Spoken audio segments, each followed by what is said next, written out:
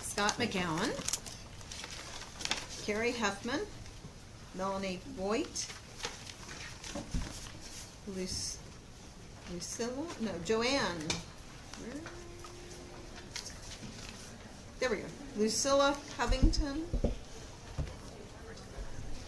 and Frank Covington. You may have to.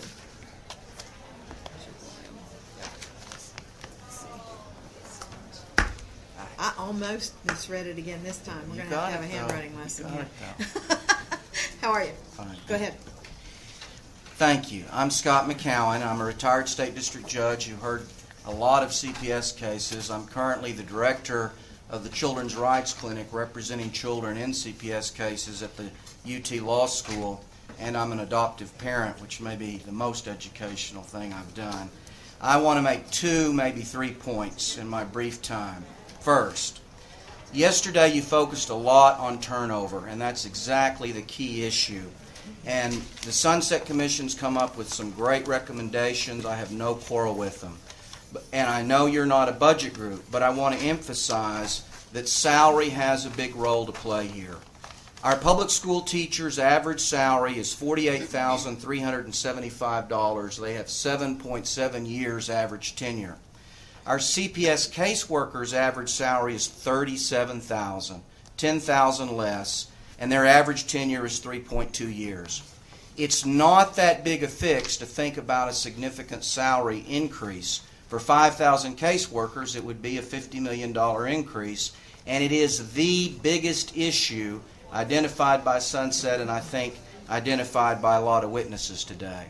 I also want to offer a revenue-neutral idea that you could call for, which would be a pilot program to do something completely different, which is instead of increasing salaries, reduce qualifications. Have several units that are staffed not by college graduates, but by community college graduates. And I think about Senator Birdwell and his experience and Senator Hinojos' experience. We send 18, 19, 20-year-olds over to fight battles under the command of sergeants and lieutenants with more education and training. If we are not going to be able to pay what it takes to attract the level of workforce that we would desire, maybe we would be better off with a more stable, less educated workforce. Second point, foster care redesign, its supporters, its opponents all agree it's not revenue neutral. If we're going to move forward on foster care redesign, it's going to require additional funding to be effective. And I strongly agree with Sunset that any go, no-go decision needs to wait until we have performance data and financial data. And before we move forward with any additional regions, we need to make sure the projects we've launched, one a for-profit but one a non-profit, are both successful, and learn from those experiences. It's not revenue neutral. We need rate increases to make that system go. And so those are the 2 points I wanted to make. I'll be happy to answer any questions about them or other issues if you have them. Interesting. And that wasn't a Sunset recommendation, obviously. I'm sorry, the decreased education requirement. No, and it would be a recommendation that many in the field would be horrified at, but it is revenue neutral. And let me say, what's the advantage of having a more educated but completely unstable workforce? And our reductions in turnover, I think, are mostly the product of the Great Recession. And as the economy improves, we're going to see turnover get worse. Right before the recession, when the economy was strong, our turnover was 40%. If we cannot pay what it takes to attract these college-educated graduates who, if they enjoy children and have a college education, can go be school teachers for $10,000 a year more. If we can't pay that, maybe we need to design units that are staffed with community college graduates, get our community colleges to offer associate degrees in social work and produce in 18 months a workforce for us that then is supported by that strong sergeant and by that strong lieutenant with more advanced training and education. And that might be a more stable, though less educated workforce. I think a pilot project along that line would be something that could be done. Did you read that Stevens report? Yes, I did. And wow. It was a very good report. But again, what I want to emphasize is that you can make all those management changes, but the fundamental nature of this job, which is always going to be a pretty big caseload, even if we do the best we can, working with very troubled families in sometimes dangerous settings and trying to help children, that is a hard job. And we pay on average, that's across all caseworkers, $37,000 a year. We've either got to get that up by $10,000 to $15,000 a caseworker, or we have to think about how do we redesign this with maybe a less educated but more stable workforce. Interesting. Sorry, Representative Dutton turn it and off. then Yeah. Senator. Judge, I'm not sure how to respond to your suggestion, but let me ask this. Do you know of anywhere where a model like that worked? Nobody's tried this. I mean, not just in that industry, but any industry, for example. Well, think about the Army. We take 18, 19, 20-year-olds with high school educations. We give them strong training. We put a strong, highly experienced sergeant in it with a short span of control and a college-educated lieutenant, and we equip them with heavy weapons and ask them to do incredibly difficult assignments, and they're successful. But we don't let them make certain critical decisions. I mean, they're more, and in this case, it seems to me that the sort of decisions that are going to have to be made by these folks or life and death kind of decisions, not for them necessarily, but for the people they're dealing with. Well, I think our units, our platoons, make pretty significant decisions on the ground. But I would also say that I'm not talking about taking community college graduates and turning them loose. I mean, I'm talking about a short span of control with a highly trained supervisor with, the more education and credentials that you're pointing out. And I'm also not suggesting that we just do it. I'm suggesting that you call for a pilot. If you did it in a region with some significant number of units, your concern could be tested. We could see if they could do it. We could see if we had more stability. But we've either got to lower our qualifications so that we can hire people who will stick with us for what we're willing and able to pay, or we've got to up the pay. And I'm happy to go the other direction and increase salaries by $10,000 or $15,000. But I guess the point I want to emphasize that I thought got lost yesterday is that we can do everything that the Sunset's recommended. We can do everything Stevens has recommended. We're still going to have very high turnover. And in order to reduce that turnover, we've got to do something significant in one of these two directions. Well, how do you look at that in light of what we just heard a moment ago about the culture of this organization? I mean, it seems to me that if you now... So... Well, I'm not That's sure. a great question. That's a great question, and I'm glad you asked it because it gives me an opportunity to say something from the heart, which is it's brutal today to hear these individual stories, and I would hate to be in your position responsible for responding to them. But I want to point out a couple of things. Number one, by definition, these stories are in the past. You have had a tremendous reform effort led by Chairman Nelson since 2005, where you've increased money, you've made reforms, and I can show you the data. One was that you called out yourself, Representative Dutton, yesterday. We've dramatically increased the use of relatives. We have dramatically, this is a story that hadn't been told, but thanks to what Chairman Nelson and others done, we've reduced the use of psychotropic medications by 30%. And we have reduced the polypharmacy, both medicines in the same class and the number of medicines. We're probably a national leader now in psychotropic medication. So I work in this system every day, and I don't want to deny anybody their reality because Lord knows there are a lot of problems in this system. But I will tell you it also does a tremendous amount of good, that we have many wonderful foster parents. And if you want to hear from youth, you yourselves have mandated an annual youth survey. Pull the annual youth survey for the last 5 years and read what the youth tell in response to the survey you've asked, the heartwarming stories of how CPS saved their lives. And so it is a brutal day, and all of these are individual realities, but they're not necessarily a system reality. Well, and I know this system, as you well know, we're not going to get a lot of the folks coming here who have great things to say about CPS, for example. I mean, you never hear from your happy constituents. That's right. But however, given that though, one of the things that always concerned me, that frightened me more than what I know, is what I didn't know, and what we don't know about this, and whether or not there's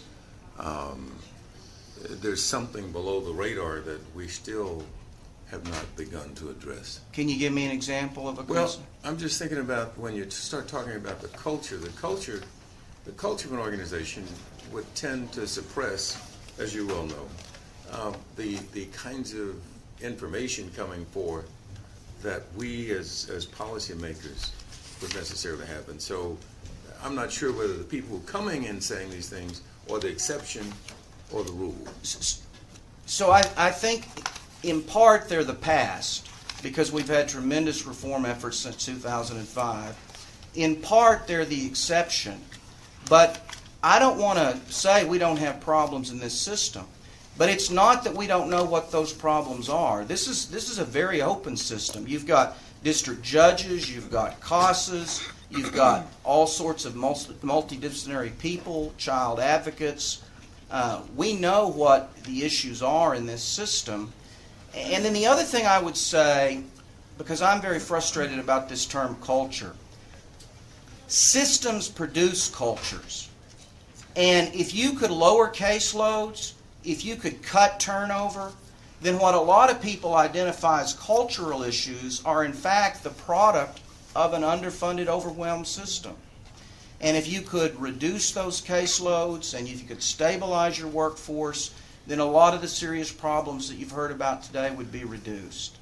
Well, and I guess yet, in light of your conclusion, or suggestion rather, about lowering the quality of the people. Not the quality of the people, the educational qualifications.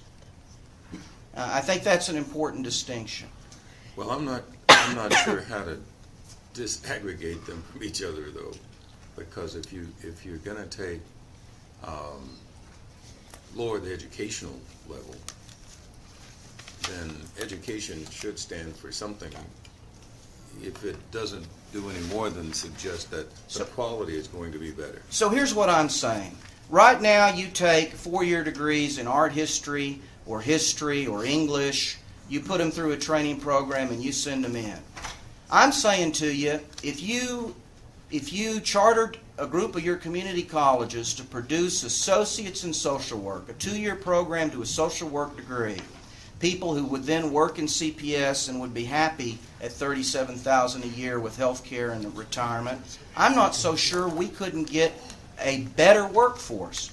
Now, I don't know that we could. You could be right, and that's the danger. No, I don't know if I'm right. I don't know if I'm right. But what I'm saying is, let's have y'all call for a pilot program. Let's do it in a region or two and try it out. Let's get 1 or 2 of our community colleges committed to the program and give it a whirl. Because one of the things that struck me about the Sunset Report, they said, here's a report about turnover from when Sam Houston was governor. Here's a report from when Dolph Briscoe was governor. We have been talking about this problem over and over and over, and we've got to do something. It is the critical problem. Well, okay. I understand. I hear you, and I'm not saying you're wrong. I understand. I'm saying it's worth an effort. I just don't want to take the dive and find out there's no water in the pool afterwards. Well, and if you want to fill the pool with $50 million for 10,000 across-the-board raises, I'd support that. All right. Thanks, Madam Chair. Thanks, Judge. Senator Hinojosa? You know, actually, I agree with you. I don't think there's a difference between educated and being intelligent. Exactly. Okay, and someone someone that have an education, not very intelligent. Okay, someone is very intelligent but not have an education. And I don't think there's any lower in terms of quality applicants just because you design a program where you have people who are actually trained at community college with a social degree to focus and are motivated to do this type of work. Because what I see in some of the CPS or Child Protective Service workers that I've seen, some are very motivated, very smart, good judgment. Some are not. And to me, it's part of the process is how do you identify those people that you fit the mold of what you're trying to, that will fit the job description. And also, if you look at the military, whether it's in Vietnam, Afghanistan, usually it's 18, 19, 20, 21-year-olds who are doing very complicated maneuvers.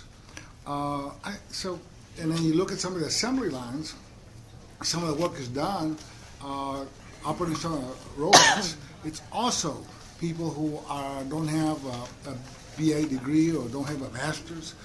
Sometimes we overvalue a degree, a college degree, as compared to what the skills that are needed to perform certain jobs. Well, and this is no different than what we're doing in medicine or other fields where we're using increasingly paraprofessionals. And I think it's worth a pilot project and working with the community college to try to do it. But let me point out one other thing real quick, because I think it's a misstatement or a misunderstanding. These private providers in foster care redesign, they're not going to be able to pay their workforce any better. I mean, when you take state health insurance and state retirement and $37,000 a year, they're not going to be able to increase what they pay their workforce on what we pay for foster care redesign. So this workforce issue is not going to go away. And the reason it's the number one issue in Sunset is because it's the number one issue. Yeah. And to one more point, one of the things also to change culture, you can't do that overnight. But certainly you have to continue pushing. And I use TYC as an example. When we reformed the Texas Youth Commission, I think in 2007, we wrote great legislation, we did great reforms, but I guess the reality was that we couldn't quite implement and get them to do what we asked them to do in legislation. So we finally pretty much did away with them and merged them into a juvenile division, but it is an issue. It is an issue. I would point out, you can look at some specific areas the department has performed. You wanted increased use of relatives, the department performed amazingly. You heard the statistics yesterday. You wanted a reduction in psychotropic medication, the department performed. I think we're probably a national model. And so there has been improvement. And I think what people are, when they say cultural issues, I think what they're primarily talking about is an underfunded, overwhelmed workforce. And to the extent that we can address that, we can address many of these other issues. Right now is an amazing time with Executive Commissioner Janik and Commissioner Specia. You have the kind of leadership that you just haven't had in my time working with this group. And it's a good time to invest and see if you can make some progress. One more point, and that is that we really, the other, what I see a key element in a structure are your managers, mid-level managers that are in constant contact and supervision are your frontline employees that are working on these different, very difficult, stressful cases. That's right. You have to have a small span of control and a highly trained and motivated supervisor. And that's pretty inconsistent from what I see with Child Protective Service. Our span of control has been growing, and we need to get it in the other direction. Thank you. Representative Raymond. Thank you, Madam Chair. Just a couple of things real quick, Judge. I think one is it's an interesting idea. I think, however, when you say, I think the solution to this problem is pay people less and pay people with less education less. It just doesn't sound right, right? So you got to rethink how you say it. Number one, as what came to my mind as I listened to you discuss it is, for example, RNs and LVNs. In my community, in Laredo, for example, at the community college, we have a very good LVN program, and that's really helped. And you have some very good LVNs that couldn't go to the RNs, right? Some of them go on, many do not. but that has meant a lot to our community and our hospitals and our clinics, etc. And so you've got me thinking that that model it should be something we look at, but I don't think we're going to sell it by telling our colleagues, look, let's pay people with less education. Well, maybe we should use the metaphor of physicians and nurse practitioners. Something I'm along those saying, lines. though, that we have to staff with a different level of hear professionals. You. I hear you, and what I'm telling you is that you've certainly got me thinking, but initially, just the way you presented it, you're going to get pushback because it doesn't sound right. I'll take that critique. That's a good one, and I'll work on my metaphors. But I'm serious. I mean, I thought RNs and LVNs, and I'm happy with what we're doing with LVNs, for example. Representative Dutton. I don't want to belabor this point, but we do that within a defined curriculum or within a defined set of choices that this person can make and engage in at that job. When you talk about LVNs and RNs, there's certain things LVNs cannot do that RNs can do. I think that's an excellent observation. And so maybe what we ought to do is look at the job we're requiring these people to do and then make the determination as to whether or not that can be taken apart such that you can have people who have a lesser education requirement perform that task.